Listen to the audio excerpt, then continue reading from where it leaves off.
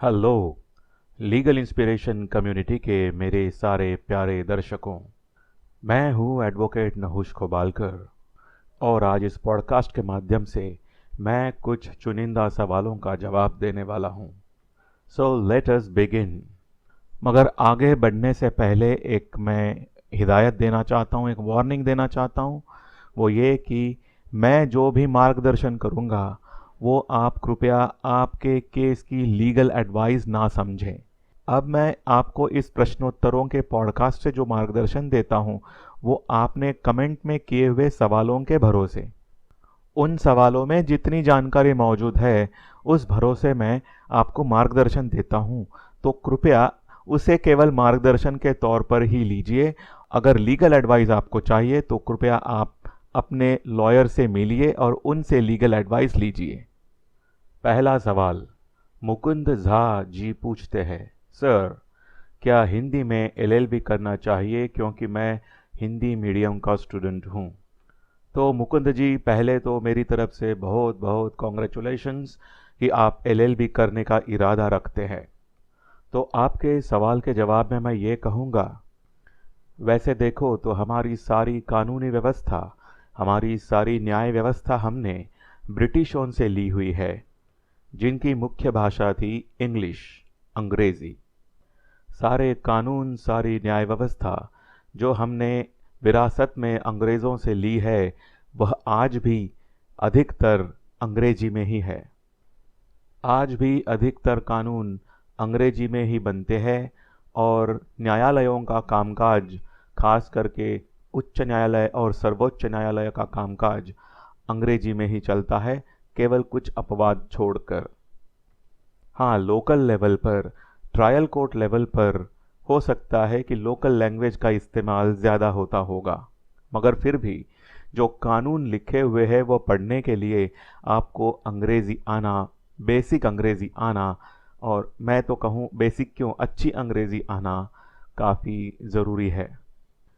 और अगर आप पूरा एलएलबी कोर्स हिंदी में करते हैं तो बाद में जब आप प्रैक्टिस में आएंगे तो आपको अंग्रेज़ी में जो कानून है या इंग्लिश में जो न्यायालयों का कामकाज होता रहेगा, वह समझने में, उसमें काम करने में काफ़ी दिक्कत हो सकती है। तो मेरी सलाह यही रहेगी कि बेहतर यही होगा कि आप अपना एलएलबी कोर्स अंग्रेजी में से ही कीजिए और साथ ही साथ उसका हिंदी में भी अध्ययन शुरू रखिए अपने लेवल पर।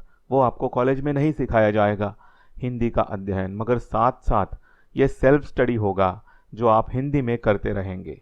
मूल रूप से आप अंग्रेजी में ही पढ़ेंगे, मगर आपके लेवल पर आप हिंदी में भी उसको समझते रहेंगे, ताकि दोनों भाषाओं में आपका प्रभुत्व रहे और आप अच्छे से काम कर सकों।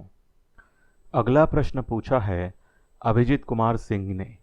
वो पूछते हैं, सर 354D लोअर कोर्ट में प्रूव हो जाने के बाद हायर कोर्ट में क्वैश हो सकता है कि नहीं सर?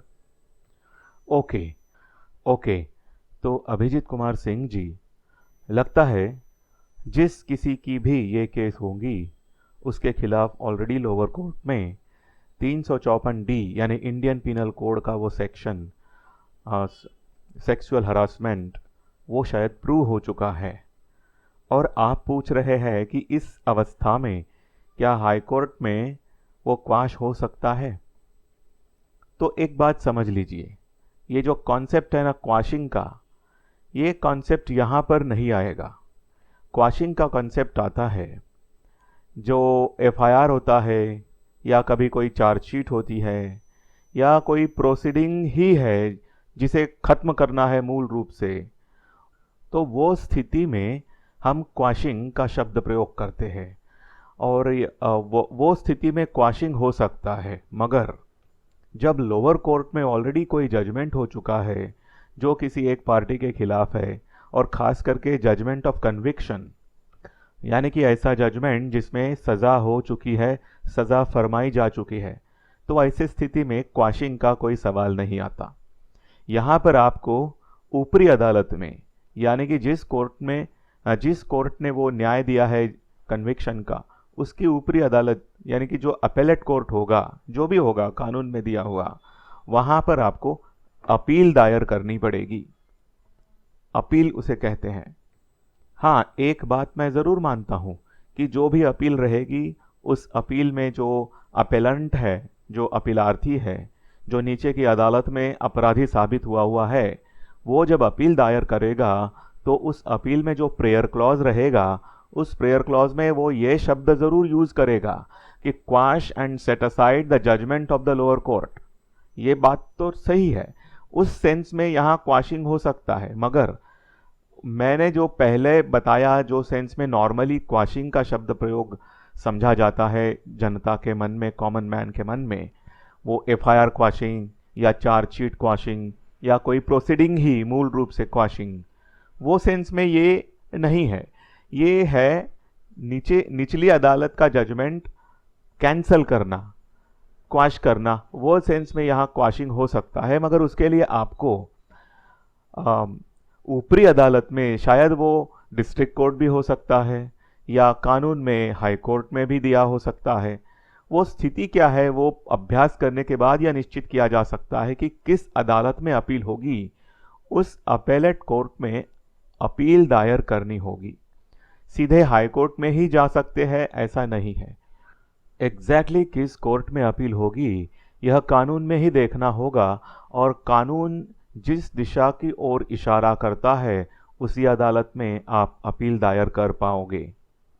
आगे पुखराज रांका जी कहते हैं, शानदार वीडियो बनाते हैं। Okay, thank you very much Pukhraj ji, thank you. अगला प्रश्न है रजत शर्मा जी का। वो कहते हैं, सर मेरे ऊपर 498A and 304B case registered हुआ 5 जुलाई 2020 को। चार्जशीट में मुझे, मेरी मदर, मेरी सिस्टर को मुलजिम बनाया है। हम सभी अभी बेल आउट है। डिसीज वाइफ ने dying declaration police, ASI and doctor के प्रेजेंस में दिया। उसमें उसने कहा कि मुझे मेरी सास, हस्बैंड, ननद परेशान करते थे, मेरे साथ गाली गलौज करते थे। मेरे ससुराल में मन नहीं लगता था, पर मेरे पेरेंट्स मुझे ससुराल भेज देते थे। मैंने परेशान होकर मार्केट से पॉइजन लेकर खा लिया। तो इनका प्रश्न है कि सर इस केस में चार्ज कोर्ट ने 304B का लगाया है। आप सभी के जानकारी के लिए मैं बता दूं कि 304B इंडियन पिनल कोड का जो सेक्शन है वो डाउरी डेथ का है, और उसमें जो सज़ा है वो है 7 साल से लेकर तो लाइफ इम्प्रिजनमेंट तक। तो आगे वो कहते हैं कि मैरिज को अभी 3 साल हुए थे, इस बारे में एक वीडियो बना दो सर और अपना गाइडेंस दो। डाइंग डिक्लेरेशन में डाउरी का कोई वर्ड नहीं बोला, तो चार्ज आगे जाकर कोर्ट 306 में चेंज कर सकते हैं क्या? तो आप सभी के जानकारी के लिए बता दूं कि 306 जो है वो अबेटमेंट ऑफ सुसाइड का सेक्शन है, और उसमें पनिशमेंट है 10 साल तक की। तो वो आगे कहते हैं कि मेरे ससुर ने वाइफ के सुसाइड का 3 दिन बाद एप्लीकेशन दी पुलिस को अलग से डाउरी के बारे में। ओके, तो रजत शर्मा जी, आपके सवाल से ये दिख रहा है कि आपके ससुर ने बाद में जो एप्लीकेशन दिया जिसमें डाउरी के बारे में उन्होंने जिक्र किया, इस वजह से शायद पुलिस ने बाद में सेक्शन 304B ऐड किया होगा, और अगर वो बात ना होती थी तो 306 ही लगा होता था।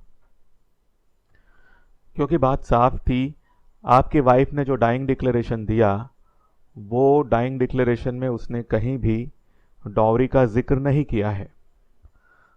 देखिए, सेक्शन 304B जो है इंडियन पिनल कोड का, जो डाउरी डेथ के बारे में है, उसका क्रक्स ही है, उसका गाभा ही है कि मृत्यु के कुछ समय पहले अगर हस्बैंड ने या हस्बैंड के किसी भी रिलेटिव ने उस लेडी को क्रुएल्टी या हरासमेंट किया होगा in connection with any demand for dowry,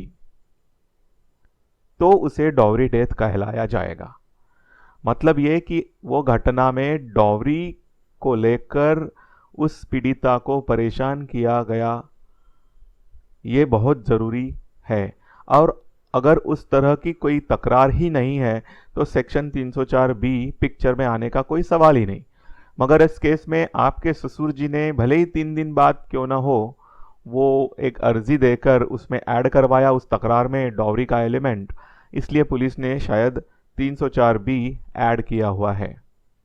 अब आपका जो प्रश्न है कि क्या कोर्ट आगे जाकर चार्ज को 306 में बदल सकता है, तो इसके जवाब में मैं आपको ये बताऊंगा कि देखिए, कोड ऑफ क्रिमिनल प्रोसीजर में सेक्शन 216 में कोर्ट को चार्ज बदलने का पूरा अधिकार होता है, पूरी शक्ति होती है। उसमें लिखा है कि जजमेंट प्रोनाउंस करने के पहले कोर्ट कोई भी चार्ज या तो बदल सकता है या कोई नया चार्ज उसमें जोड़ भी सकता है। और जब ऐसा कोर्ट करता है तो जो बदलाव या जो नया एडिशन चार्ज में कोर्ट ने किया है वो एक्यूज्ड को यानी आरोपियों को पढ़कर समझाया जाएगा। तो कोर्ट को ऐसे चार्ज बदलने की शक्ति तो होती है, मगर सवाल यह है कि क्या आपके सिचुएशन में कोर्ट ये शक्ति का यूज़ करेगा। अगर कोर्ट के सामने चार्ज फ्रेम करते वक्त या उसके बाद भी जब एविडेंस कोर्ट में चलेगा, उस वक्त ये मटेरियल सामने आ रहा है कि वहाँ पर ऐसी भी कोई एलिगेशन, ऐसा भी कोई तकरार है जिस वजह से एक्यूज लोगों को 304 बी के सेक्शन के लिए भी ट्राई किया जाना ज़रूरी है, तो शायद कोर्ट उस चार्ज को नहीं बदलेगा।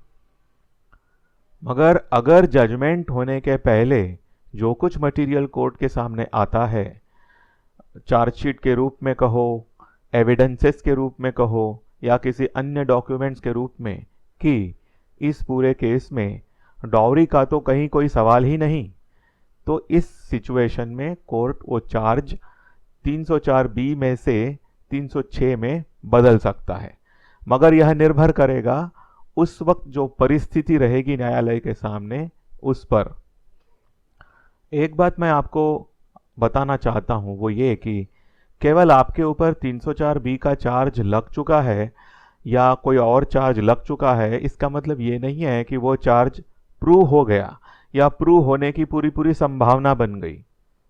आप कह रहे हैं कि आपके ससुर जी ने वो जो एप्लीकेशन थी वो एफआईआर के या वॉटेवर जो तकरार दाखिल हुई उसके 3 दिन बाद दी, तो आपका वकील, आपके ससुर जी जब विटनेस बॉक्स में आएंगे ये प्रूव करने के लिए कि वहाँ डाउरी थी, डाउरी का डिमांड था, तो आपका वकील आपके ससुर जी को बहुत अच्छे से अगर इफेक्टिवली क्रॉस एग्जामिन करके एक्सपोज कर देता है कि वो झूठ बोल रहे हैं या उन्होंने वो घटना के बाद ये सोचकर आपको फंसाने के लिए ये नया चार्ज एडिशन करवाया है या तकरार करी है पुलिस में, तो आपकी उसमें सजा होने की संभावना, कन्विक्शन होने की संभावना कम हो जाती है।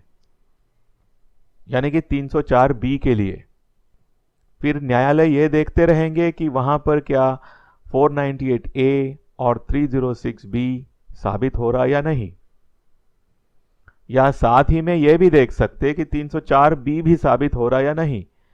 और अगर वो देखते हैं, उनको यह नज़र आता है कि आपके ससुर जी या अन्य कोई गवाह जो वो लाते हैं डॉवरी डेथ प्रूव करने के लिए, वो गवाह सच नहीं कह रहे हैं, वो झूठ कहने की पूरी संभावना है, सुड़बुद्धि से वो कह रहे हैं, तो 304 बी में से आपको कोर्ट एक्विट भी कर सकते हैं। इसीलिए मुझे लगता है कि आज ही उस बात को लेकर एकदम चिंतित होने की ज़रूरत नहीं है। अगला सवाल पूछा है हरिहर शर्मा जी ने।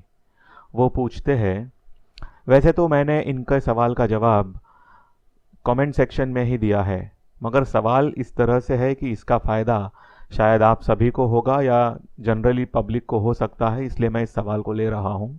वो पूछते हैं, श्रीमान जी, मैंने एक लड़की पर एक केस दर्ज किया 138 चेक बाउंस का, लेकिन जिस लड़की का चेक था उसका अपने पति के साथ वैवाहिक मामला 3 साल से कोर्ट में चल रहा है। जब लड़की को नोटिस मिला तब उस लड़की ने ये आरोप लगा दिया कि मेरे चेकबुक पति के घर पर रह गई और पति के साथ मिलकर साजिश करके मेरे चेक का गलत इस्तेमाल किया है। लड़की ने पुलिस में मेरे खिलाफ एफआईआर दर्ज करवा दी सेक्शन 120 बी, 201, 420, 467, 468, 471 और 34 के तहत। क्या मुझे सीआरपीसी 482 में हाई कोर्ट में जाना चाहिए? मार्गदर्शन करें। तो पहली बात तो ये समझ लीजिए कि मैं जो जवाब दे रहा हूँ वो एक आपने जो लिखा है केवल उसी के भरोसे।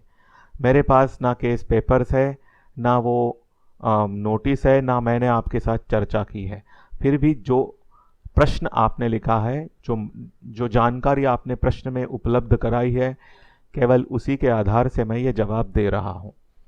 तो देखो, दिखता ऐसा है कि आपने जो लड़की के ऊपर 138 में नेगोशिएबल इंस्ट्रूमेंट्स एक्ट के सेक्शन 138 में चेक बाउंस की केस दाखिल की है, तो वो ऐसा लगता है कि वो केस के बाद आपके ऊपर उस लड़की ने एफआईआर दर्ज करा दी। तो ऐसा लगता है कि वो एफआईआर उसने एक प्रकार से आपने जो केस करी उसका बदला लेने के लिए, आपके केस को काउंटर ब्लास्ट कराने के लिए की हो सकती है। अगर ये बदले वाली बात आप हाई कोर्ट में अच्छी तरह से साबित कर सकते हैं, अगर कि लड़की ने किया हुआ एफआईआर आपके केस को काउंटर ब्लास्ट देने के लिए किया है, तो इस ग्राउंड पर शायद आपको एफआईआर क्वाशिंग हो सकती है, आपके फेवर में एफआईआर क्वाशिंग हो सकती है। मगर फिर भी मेरा सुझाव यही रहेगा कि आप पहले अपने लोकल लॉयर से कांटेक्ट कीजिए, उन्हें सारी डिटेल जानकारी दीजिए, पेपर्स उपलब्ध करा दीजिए और उनकी सलाह लेने के बाद ही आगे की कार्रवाई करिए। क्योंकि देखिए, कोर्ट कचहरी वहाँ जाना यानी कि पैसा लगता है, समय लगता है, एनर्जी लगती है। केवल मैंने दी हुई जो जानकारी है उस भरोसे आप सीधे जाकर केस करोगे तो ये बात ठीक नहीं रहेगी। आप पहले वकील से मिलिए, उनको आपके पेपर्स दिखाइए, चर्चा कीजिए, सलाह लीजिए और उसी के बाद आप ये निर्णय लीजिए कि कोर्ट में केस डालना या नहीं डालना। तो दोस्तों, इसी के साथ आज के इस प्रश्नोत्तर के पॉडकास्ट को मैं यहीं विराम देता हूँ। बहुत बहुत धन्यवाद जो आप मेरा वीडियो देखते हैं, उसका लाभ लेते हैं, प्रश्न पूछते हैं, रिस्पांस देते हैं, मुझे अप्रिसिएट करते हैं, उससे मेरा उत्साह बढ़ता है। तो आज के लिए इतना ही। Take care and bye.